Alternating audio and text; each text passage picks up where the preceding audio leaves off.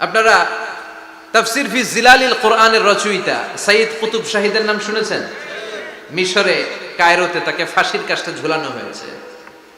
উনি ইসলামী আন্দোলনের দাওয়াত যখন শুরু করলেন, ইসলামের সঠিক ব্যাখ্যা যখন দিতে আরম্ভ করলেন, সামাজিক জাহালাতকে দুমড়ে মুচড়ে পদদলিত করে তিনি কোরআনের বাণী যখন মিশরের যুবক শ্রেণীদের হৃদয়ে গেড়ে দিতে চাইলেন, প্রথিত করতে চাইলেন, এই অ্যাক্টিভিটিজের অংশ হিসেবে তিনি কোরআনের তাফসির লেখার কাজে হাত দিলেন আর লিখে ফেললেন জগৎ বিখ্যাত তাফসির, তাফসির ফি জিলালিল কোরআন।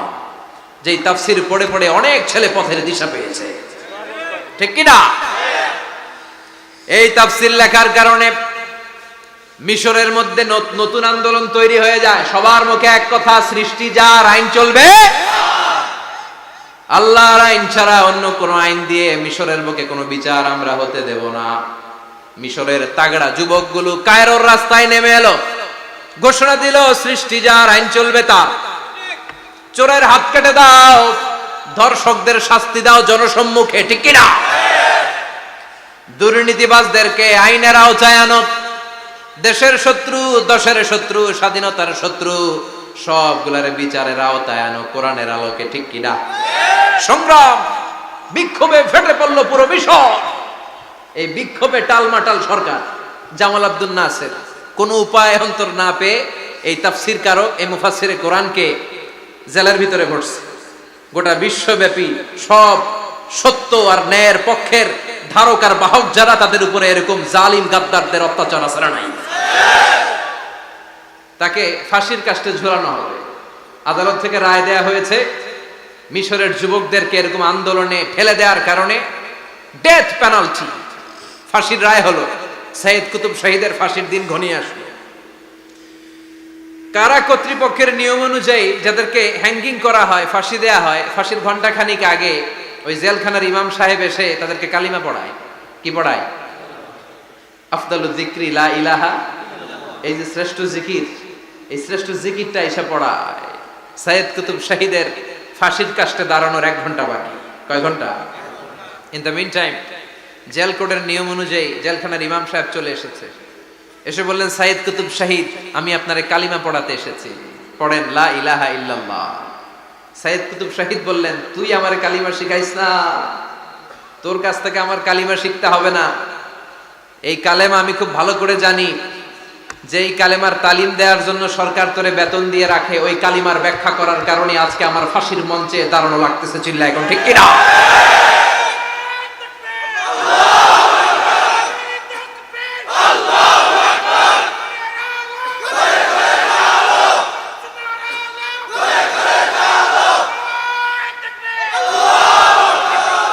একই কালেমার তালিম তুমি দাও, তোমার টাকার বান্ডিল দেয়, আর ওই কালেমার এক্সপ্লেনেশন, ব্যাখ্যা আমি সমাজে দিয়েছি, তাই আমারে ফাঁসি দেয়। তার মানে তোর কালেমা আমার কালেমা দুইটা আলাদা কালেমা, তোর কালেমা আমার কালেমা এক কালেমা না। চিল্লা এখন, ঠিক কিনা? তার মানে কালেমায় আর কালেমায় পার্থক্য আছে না নাই? ইমানে ইমানে পার্থক্য আছে না নাই? যে ইমান প্রয়োজনে জ্বলে ওঠে না,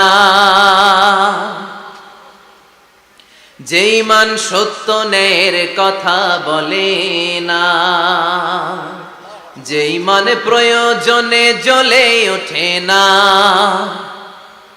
যে ইমান সত্য ন্যায়ের কথা বলে না, যে ইমান বাস্তবে নাই, যে ইমান অন্তরে নাই, মুখে শুধু ফাঁকা বলি, কি করে তারে বলো ইমান বলি, কি করে তারে বলো ইমানে বলি, কি করে তারে বলো ইমানে বলি, ঠিক কিনা?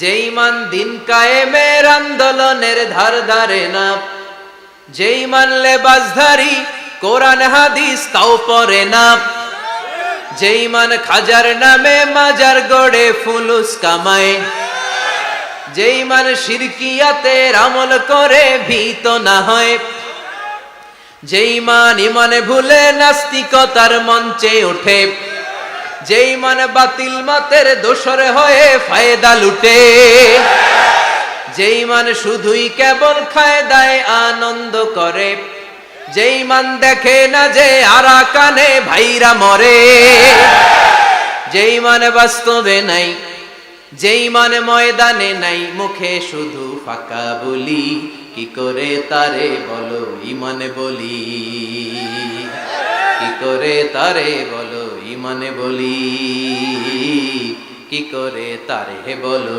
ইমানে বলি। চিল্লায় বলেন ঠিক কিনা? ইমানে ইমানে পার্থক্য আছে না নাই? কালেমায় কালেমায় পার্থক্য আছে না নাই? এটা হচ্ছে শ্রেষ্ঠ কালিমা, এটা বিপ্লবী কালেমা, এটা সংগ্রামী কালেমা। এই কালেমার পক্ষে যারা, তারা সত্য আর ন্যায়ের পক্ষে। চিল্লায় বলেন ঠিক কিনা? এই কালেমাকে যারা মেনে নিয়েছে তারা এক আল্লাহর কাছে মাথা নত করেছে, পৃথিবীর কারো কাছে তারা মাথা নত করে না। এই কালেমার পক্ষে যারা, তাদের স্বপ্ন যে কালেমার পতাকা এই দেশে উড়বে। চিল্লায় বলেন ঠিক কিনা? কোন একদিন এ দেশের আকাশে কালিমার পতাকা উড়বে, সেদিন সবাই খোদাই বিধান পে দুঃখ বেদনা ভুলবে। কোনো একদিন এ দেশের আকাশে কালিমার পতাকা উড়বে, সেদিন সবাই খোদাই বিধান পে দুঃখ বেদনা ভুলবে। চিৎকার করে বলেন ঠিক কিনা? এই স্বপ্ন প্রতিটা মুমিনের অন্তরে থাকার দরকার আছে না নাই? ইসলাম বিজয়ী শক্তির মসনদে বসুক, এটা যে সহ্য করতে পারে না, অন্তর থেকে যে এটা চায় না, ও মুমিন নয়, ও মুনাফিক। চিল্লায় বলেন ঠিক কিনা? এজন্য বিশ্বনবী বললেন, আফদালুয যিকরি লা ইলাহা ইল্লাল্লাহ। জিকিরের জগতে সব চাইতে শ্রেষ্ঠ জিকির হলো লা ইলাহা ইল্লাল্লাহ। এজন্য সব সময় এই চমৎকার শ্রেষ্ঠতম জিকিরটা দিয়ে জিহ্বাটারে ভিজায় রাখার দরকার আছে না নাই? Every night and every day, every night and every day, never forget to say la ilaha illallah. Never forget to say la ilaha illallah. Never forget to say la ilaha illallah. When you're walking down the street, use your time and repeat, and say in every heartbeat la ilaha illallah. And say in every heartbeat la ilaha illallah. And say in every heartbeat la ilaha illallah. সবাই পড়েন, every night and every day, every night and every day, never forget to say la ilaha illallah. Never forget to say la ilaha illallah. সুবহানাল্লাহ পড়েন। Every night and every day, প্রতিদিন প্রতি সকালে never forget to say, এটা বলতে ভুলে যেও না। যে এই বাণীটা বলতে নিষেধ করা হলো, বাণীটা হলো লা ইলাহা ইল্লাল্লাহ, আফদালুয যিকর, সংগ্রামী বাণী। এই বাণীটারে দিয়ে আমরা এখন ভিক্ষা করি। কথা কোন? ভিক্ষার মধ্যে এই বাণীটা আছে না নাই? এটা কি ভিক্ষার জন্য আল্লাহ পাঠাইছে? এটা এমন সংগ্রামী বাণী, এই বাণীর সামনে সবকিছু মাথা নত করতে বাধ্য। চিল্লায় বলেন ঠিক কিনা? এজন্য আমাদের জিকির যেন হয় শুধু আল্লাহর জন্য। তাহলে বুঝলাম শ্রেষ্ঠতম জিকির হলো লা ইলাহা ইল্লাল্লাহ। আবার বিশ্বনবী বললেন, আহাব্বুল কালামে ইলাল্লাহি আরবাআ, আল্লাহর কাছে চারটা কথা সবচাইতে প্রিয়। চিল্লায় বলেন কয়টা? লা ইয়াদুররুকা বিআইয়িহিন্না বাদাতা, কোনটা দিয়ে শুরু করবা এটাতে সমস্যা নেই, আগে পিছে যেমনে মন চাই পড়ো। চারটা কি? একটা হচ্ছে সুবহানাল্লাহ, আরেকটা হচ্ছে আলহামদুলিল্লাহ, আরেকটা হচ্ছে লা ইলাহা ইল্লাল্লাহ, আরেকটা হচ্ছে আল্লাহু আকবার। এই চারটার চেয়ে শ্রেষ্ঠ জিকির আর নাই। কথা বলেন, এটা এই চারটার ভিতরে ইল্লাল্লাহ আছে? কথা বলেন। এজন্য জিকিরকে আমরা খণ্ডিত করব না। ঠিক যেমন যেমন সহিহ সুন্নাহ এসেছে তেমন তেমন জিকির করলে আপনার কলিজাটারে ঠান্ডা করে দিবে কে? ইল্লাল্লাহর ব্যাখ্যা থাকতে পারে, অনেকে ব্যাখ্যা করে যে এটার মধ্যে লা ইলাহা আছে, এটাকে গোপন রাখা হয়েছে, আমরা ইল্লাল্লাহ পড়ি না, ওটার দরকার নাই। বিশ্বনবী এবং সাহাবারা যেই পন্থায় জিকির করেছেন, যেই পন্থায় জিকির শিখিয়েছেন, ওইটার ভিতরে বরকত বেশি না কম? কথা বলেন, বেশি না কম? এজন্য বিশ্বনবী বললেন আল্লাহর কাছে প্রিয় কথা চারটা। একটা হলো সুবহানাল্লাহ, দ্বিতীয়টা হলো আলহামদুলিল্লাহ, তৃতীয়টা হলো লা ইলাহা ইল্লাল্লাহ, চতুর্থটা হলো আল্লাহু আকবার।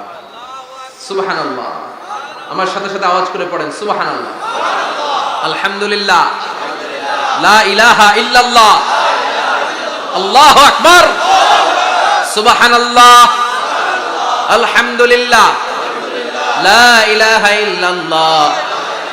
আওয়াজ করে পড়েন আল্লাহু আকবার। মনে থাকবে? জিকিরের ওয়াজ শেষ। এগুলোর চেয়ে শ্রেষ্ঠ জিকির নাই।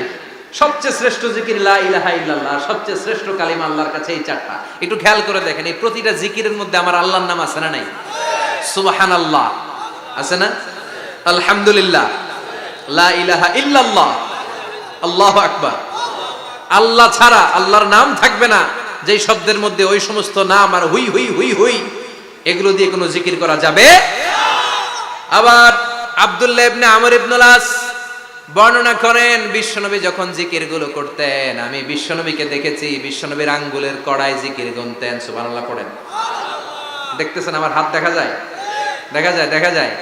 রাআইতুন নাবিয়্যা, আব্দুল্লাহ ইবনে আমর ইবনুল আসের বর্ণনা, রাআইতুন নাবিয়্যা ইয়াকিদু তাসবিহা বিয়ামিনিহি, আমি বিশ্বনবীকে ডান হাতের গিড়ার ভেতরে তাসবিহ গুনতে শুনেছি, তাসবিহ গুনতে দেখেছি। সুবহানাল্লাহ পড়েন। এখন আমরা লম্বা তাসবিহ ছড়া নেই না, এটা জায়েজ, কিন্তু শ্রেষ্ঠ হচ্ছে হাতের গিড়ায় গোনা। এই প্রতিটা গিড়া in the day of judgment আপনার পক্ষে সাক্ষী দিবে। মনে থাকবে? কিভাবে গুনবেন? বা হাতে না ডান হাতে? ডান হাত উঁচু করেন সবাই, এইভাবে। নামাজ শেষ, আল্লাহু আকবার পড়ে 3 বার ইস্তেগফার পড়ে গোনা শুরু, এইভাবে সুবহানাল্লাহ। ঠিক আছে? এরপর আলহামদুলিল্লাহ, এরপর আল্লাহু আকবার। সবাই রাজি তো? সবাই রাজি? আল্লাহ তুমি কবুল করো। আরো জোরে পড়েন আমিন। তাহলে আমরা তাওবার পদ্ধতি জানলাম, কেন আমরা ইস্তেগফার পড়ব জানলাম, এরপরে জিকিরের খুঁটিনাটি জানলাম। এবার কেমন করে আল্লাহর কাছে দোয়া করব এটাও জানার দরকার আছে না নাই?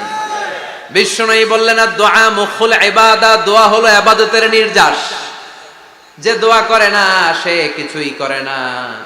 তিরমিজির আরেক বর্ণনায় বিশ্বনবী বললেন আদ-দুআ হুয়াল ইবাদা, দোয়াটাই হলো ইবাদত। দোয়াটাই ইবাদত। ধরেন আমি দোয়া করা শুরু করলাম, এটাই ইবাদত। নামাজ যেমনি ইবাদত, জিকির যেমনি ইবাদত, হজ করা যেমনি ইবাদত, দোয়া করাটাও। এজন্য প্রতি নামাজের শুরুতে দোয়া আছে না নাই? সূরাতুল ফাতিহার আরেক নাম সূরাতুদ দোয়া, দোয়ার সূরা। আমরা প্রত্যেকবার সূরা ফাতিহা যখন পড়ি আমরা পড়ি ইহদিনাস সিরাতাল মুস্তাকিম। সবাই পড়েন ইহদিনাস সিরাতাল মুস্তাকিম। ও আল্লাহ, আপনি আমাদেরকে সরল সঠিক পথ দেখান। পড়েন আমিন। ও আল্লাহ, show us the right path, show us the correct path, show us the middle path. আল্লাহ মধ্যম পন্থা দেখান, মাঝামাঝি রাস্তাটা দেখান, সিরাতুল মুস্তাকিম দেখান। আমাদেরকে রাস্তা দেখায় কে? কথা বলেন না। আমরা যদি পথ ভুলে যাই, পথ দেখায় দেয় কে? আমি যদি কোনদিন পথে ভুলে যাই, হাত ছানি দিয়ে কাছে নিও, মমতার বন্ধনে আমায় বেঁধে সব ভুল ক্ষমা করে দিও। আমি যদি কোনদিন পথ ভুলে যাই, হাত ছানি দিয়ে কাছে নিও, মমতার বন্ধনে আমায় বেঁধে সব ভুল ক্ষমা করে দিও। আমি যদি কোনদিন পথ ভুলে যাই, পড়েন, হাত ছানি দিয়ে কাছে নিও, মমতার বন্ধনে আমায় ডেকে সব ভুল ক্ষমা করে দিও। চিল্লায় পড়েন আমিন। আরো জোরে আমিন। এজন্য বিশ্বনবী বললেন যে দোয়া বাদ দিল তার সব বাদ। কারণ দোয়া দিয়ে নামাজ শুরু, দোয়া দিয়ে সব শুরু, দোয়াটাই হলো ইবাদত। চিল্লায় বলেন ঠিক কিনা? আর দোয়া ও সিলাহুল মুমিন, দোয়া হচ্ছে মুমিনের উইপন, অস্ত্র, মুমিনের বড় অস্ত্র। যেখানে সবকিছুর দৌরাত্ম্য শেষ, ওইখানে দোয়ার দৌরাত্ম্য শুরু। যেখানে সবকিছুর কারিশমা শেষ, ওখান থেকে দোয়ার কারিশমা শুরু। এরকম অনেক ক্যান্সারের মতো দুরারোগ্য ব্যাধিতে আক্রান্ত, ডক্টর ফাইনালাইজ করে দিয়েছে বাঁচবে না, 2 মাস বাঁচবে। কয় মাস? কথা বলেন। মাত্র 2 মাস সে বাঁচবে। তারপরেও দেখা গেছে লোকটা 7 বছর বেঁচে ছিল। আছে না নাই? দোয়া, the power of দোয়া। everything is pre-written but by supplication is it's rewritten। সবকিছুই আগে লেখা থাকে। মহাবিশ্ব সৃষ্টির 50,000 বছর আগে আমাদের ভাগ্যে কি ঘটবে সব লিখে রেখেছে কে? সব অপরিবর্তনীয়। কিন্তু এই তাকদিরেরও কিছু জিনিস আল্লাহ চেঞ্জ করে দেয় দোয়ার বরকতে। এজন্য দোয়া করার দরকার আছে না নাই? মায়ের কাছে দোয়া চাবেন, মায়ের দোয়া আল্লাহ ফেরায় না। মজলুম ব্যক্তির দোয়া আল্লাহ ফেরায় না, মুসাফিরের দোয়া আল্লাহ ফেরায় না। যিনি রোজা রেখে দোয়া করেছেন তার দোয়া আল্লাহ ফেরায়। এজন্য বেশি বেশি আল্লাহর কাছে দোয়া করতে রাজি আছেন তো? কিন্তু দোয়াটা হইতে হবে সিনসিয়ার, একনিষ্ঠ দোয়া। অনেকে দেখবেন দোয়াও করে ওদিকেও তাকায় আছে, জুমার নামাজে প্রায় হয় বিশাল দোয়া, দোয়াও করতেছে আবার এদিকে, আছে না নাই? আবার দোয়াও করে মোবাইলও টিপে, কথা কন। আবার আমরা আলোচনা শেষে দোয়াও করি, পোলাপাইন সেলফিও তোলে, আছে না নাই? সিনসিয়ারিটি নাই। আপনার কি পরিমাণে সিনসিয়ারিটি আছে এটার উপর ডিপেন্ড করবে আপনার দোয়া কবুল হবে কি হবে না। একজন দোয়া করলে মুহূর্তে কবুল, চোখ বন্ধ করলে আল্লাহর আরশে চলে যায়, মদিনার সাথে ওর কানেক্টিভিটি বেড়ে যায়, আল্লাহর সাথে কানেক্টিভিটি বেড়ে যায়, সে ফিল করে সে আল্লাহর সাথে কানেক্ট হয়ে গিয়েছে। আর আরেকজন দোয়ার মধ্যে খুঁজে কিছু পায় না, আছে না নাই? তো 2 দোয়ায় পার্থক্য আছে না? কথা কন। এজন্য সম্মানিত ভাইরা, দোয়াই যখন করবেন সিনসিয়ারলি করবেন, কানেক্টিভিটিটাকে স্ট্রং করার চেষ্টা করবেন। সিনসিয়ার দোয়া is like a missile. Missile নাম শুনছেন? হামলা করে না, মিসাইল হামলা করেছে ইসরায়েল, শোনেন নাই? মারলে একেবারে ধ্বংস করে যায় সব। এই মিসাইল হামলা, ড্রোন হামলা, এগুলো লক্ষ্য বস্তু ভেদ করে ভয়ঙ্কর ভাবে, ইঞ্চি ইঞ্চি, মাইক্রো ইঞ্চি মেপে মেপে এমন ভাবে এই বোমাটা মারবে, ঠিক জায়গা মতো এটা ফিট হয়ে যাবে। তেমনি দোয়ার মতো আপনি যদি দোয়া করতে জানেন, একনিষ্ঠতার সাথে সিনসিয়ারিটির সাথে যদি দোয়াটা করে ফেলতে জানেন, এই দোয়া মুহূর্তে আল্লাহর আরশে যেয়ে নক করবে। সুবহানাল্লাহ পড়েন। আর মুমিনের দোয়া কখনো ফেরত যায় না। দোয়া করলেই মুমিনের দোয়া কবুল করে নেয় কে? আপনি জীবনে যত দোয়া করছেন সব কবুল। All of your supplications are accepted. Whatever you have supplicated to your Lord, যাই চেয়েছেন সব কবুল। অনেকে বলে হুজুর এটা একটা কথা কইলেন, সব দোয়া বুঝি কবুল? কত দোয়া করলাম, জীবনে কত কিছু চাইছি, কই কিছুই তো দেয় নাই। এরকম আছে না নাই?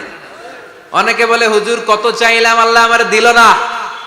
5টা আল্লাহ মেয়ে দিয়েছে, একটা ছেলের জন্য কাবা ঘর ধরেও দোয়া করে আসছি, হাজরে আসওয়াদ ধরে দোয়া করে আসছি, মুলতাজামে দোয়া করে আসছি, আরাফাতের ময়দানে দোয়া করছি, কই আল্লাহ দিল না। আর আপনি ওয়াজে কোন যত দোয়া করছেন সব কবুল করে নিছে কে? কন্ট্রাডিক্ট হয়ে গেল না?